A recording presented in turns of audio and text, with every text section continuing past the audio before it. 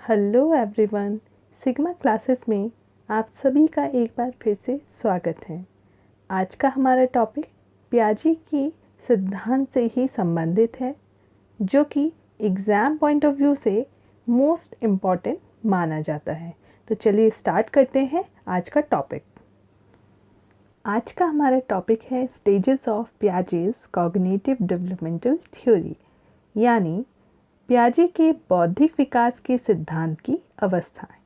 हम सभी जानते हैं कि पियाजे ने जो अपना एक्सपेरिमेंट किया वो खुद के बच्चों पर किया। उन्होंने एज के अकॉर्डिंग उनकी हर एक मेंटल डेवलपमेंट को जाना और उसी के आधार पर 4 स्तरों में अपने सिद्धांत को विभाजित किया, यानी अपनी थ्योरी को 4 स्टेजेस में डिवाइड किया। वो 4 स्टेजेस कौन सी हैं, चलिए जानते हैं। पहली स्टेज है सेंसरी मोटर स्टेज, जिसे हिंदी में कहते हैं संवेदी गामक अवस्था, यानी इसमें हर एक बात सेंसस से रिलेटेड होगी। सेकंड आता है प्री ऑपरेशनल स्टेज, जिसे कहते हैं पूर्व संक्रियात्मक अवस्था। थर्ड स्टेज है कॉन्क्रीट ऑपरेशनल स्टेज, मूर्त संक्रियात्मक अवस्था। And the fourth one is formal operational stage, अमूर्त संक्रियात्मक अवस्था। आइए जानते हैं इन सभी के बारे में विस्तार से। तो सबसे पहले हमारी स्टेज आती है सेंसरी मोटर स्टेज, यानी संवेदी गामक अवस्था।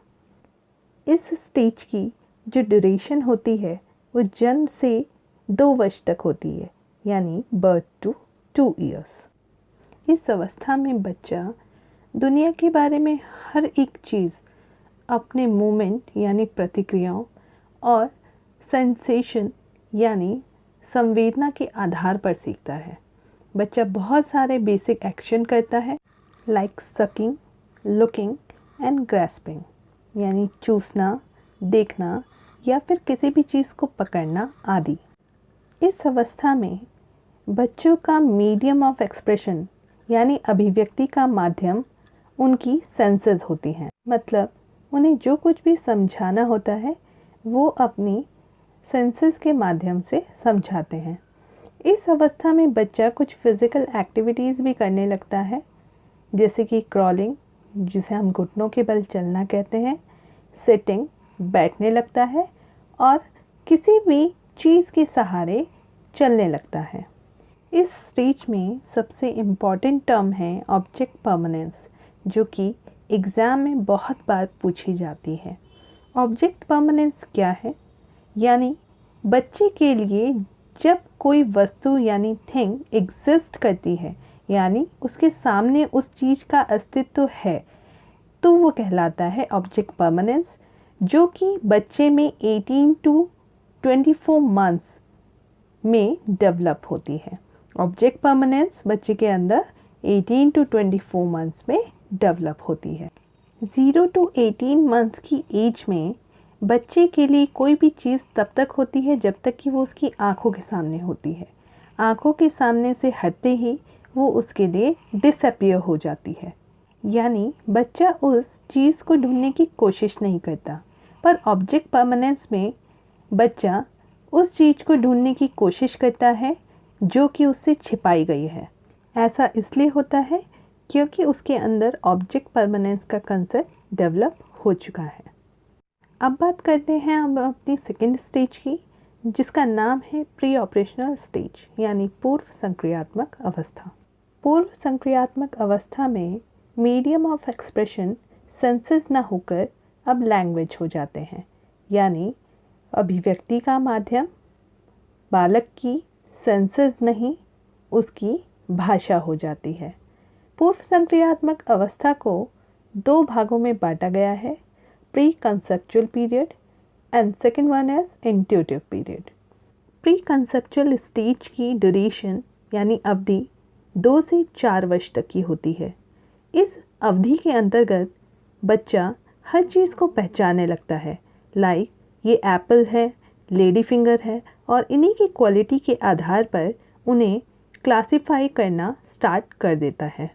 इंट्यूटिव पीरियड की ड्यूरेशन 4 to 7 ईयर्स होती है।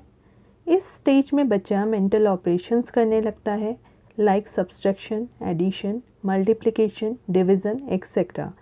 पर बच्चा इसके पीछे छिपे सिद्धांतों का पता लगाने के योग्य नहीं बन पाता, यानी उसके सिद्धांतों का पता लगाने में असमर्थ रहता है।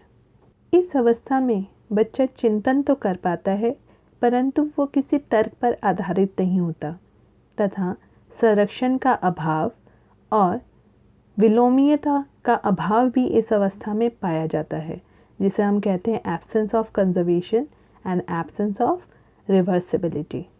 एब्सेंस ऑफ रिवर्सिबिलिटी को एग्जाम्पल के थ्रू समझते हैं, जैसे कि 2 × 2 = 4। ये कंसेप्ट बच्चा बहुत अच्छे से समझ जाएगा, लेकिन अगर हम 4 / 2 करेंगे तो 2 कैसे आया, इस चीज़ को समझना बच्चे के लिए मुश्किल होगा। प्री ऑपरेशनल स्टेज के 2 इम्पॉर्टेंट कंसेप्ट और हैं। फर्स्ट वन इज़ एनिमिज्म, जिसे हम जीववाद कहते हैं, and the second one is egocentrism, आत्म केंद्रिता। एनिमिज्म यानी जीववाद का कंसेप्ट ये बताता है कि बच्चा अपने आसपास की हर एक चीज़ को सजीव मानने लगता है, चाहे वह निर्जीव ही क्यों ना हो। पंखा, चेयर, जो भी उसके आसपास है वो सभी को सजीव मानने लगता है। ईगो सेंटरिज्म का कंसेप्ट ये बताता है कि बच्चा ये मानने लगता है कि उसके आसपास जो कुछ भी घटना हो रही है वो केवल उसके लिए हो रही है। जैसे वह भागता है तो वो देखता है सूरज उसके साथ चल रहा है, वो बैठता है सामने उसकी गुड़िया है तो वो उसे लगता है कि वो उसे देख रही है, यानी उसे ये चीज़ फील होती है, ये फीलिंग होती है कि हर चीज़ दुनिया में केवल उसी के लिए हो रही है। अब बात करते हैं हम अपनी थर्ड स्टेज की, कॉन्क्रीट ऑपरेशनल स्टेज, जिसकी अवधि 7 से 11 वर्ष तक की होती है।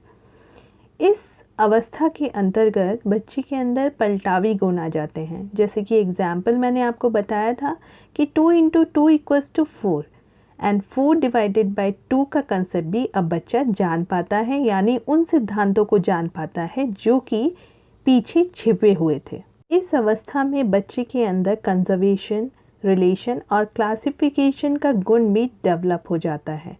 कंजर्वेशन क्या होता है, चले जानते हैं विस्तार से। इसे एग्जाम्पल के थ्रू समझते हैं। हमने बच्चे को 3 कंटेनर दिखाए जिनमें से ए और बी में इक्वल अमाउंट ऑफ वाटर है। जब बच्चे से हमने पूछा कि आपको इनमें से किस में वाटर लेवल ज़्यादा लग रहा है, तो बच्चे का आंसर था ए और बी दोनों इक्वल हैं। फिर हमने ए का वाटर सी में डाल दिया और डालने के बाद जो सिचुएशन हमारे सामने थी वो कुछ इस प्रकार से थी। अब हमने बच्चे से पूछा कि अब बताइए बी और सी में से जो वाटर लेवल है वो ज़्यादा किस में है। तब भी बच्चे का आंसर था कि दोनों का वाटर लेवल इक्वल है, दोनों की अमाउंट इक्वल है, दोनों का वॉल्यूम इक्वल है। यानी यही है कंजर्वेशन का कंसेप्ट जो कि बच्चे के अंदर डेवलप हो चुका है। इस अवस्था में बच्चा हर चीज़ को पूर्ण से अंश की ओर ले जाता है, यानी किसी भी चीज़ को पूर्ण रूप में देखता है, फिर उसके छोटे छोटे स्टेप्स को फॉलो करना यानी उनका यूज़ करना स्टार्ट कर देता है।